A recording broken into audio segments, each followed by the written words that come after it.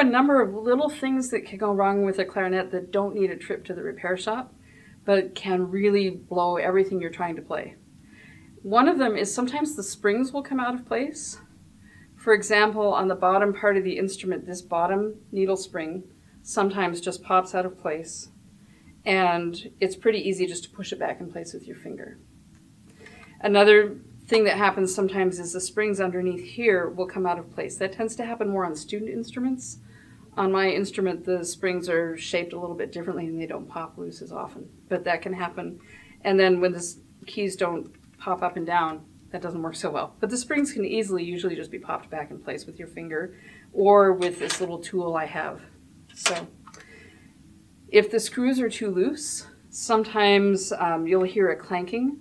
Definitely if the screws are too loose, the clarinet can fall apart. That's not so good. You can certainly tighten them on your own. Screws can be too tight, and that can keep the keys from moving.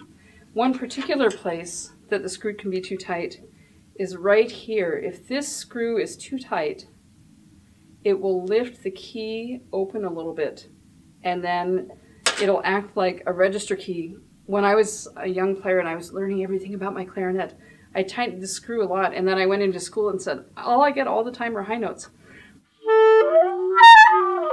I couldn't really play, and it's because I had tightened this screw so much that one of the top holes on the instrument was open when it shouldn't be. So you should be very careful about not over-tightening this particular screw, but the rest of them should be pretty snug. Another thing that's very important is the one-in-one connection. It should be lined up very carefully. If this is not lined up correctly, it can keep the lower part from opening all the way, and if the lower part can't open, then this can't close.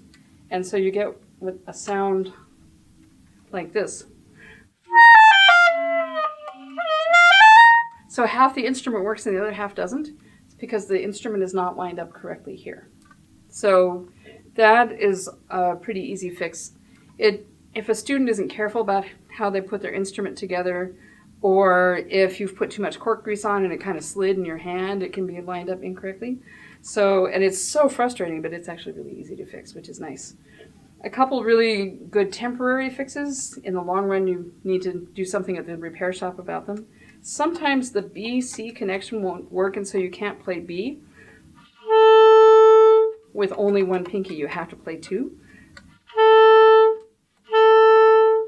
And I cheat with that one, and I put a little tape right behind here, and that helps it work. If I put a little tape behind the B key, it helps the crowfoot pull the C key closed, and I can do the B key with one pinky. If the tenon cork gets too compressed or it disintegrates, if it's too compressed, sometimes I'll just wrap a very thin piece of paper on there. If it completely disintegrates and you have to play before you can get to the repair shop, get some waxed dental floss and just wrap it really neatly around until it's big enough to take up the space. And that will work in place of a cork, just for the short term.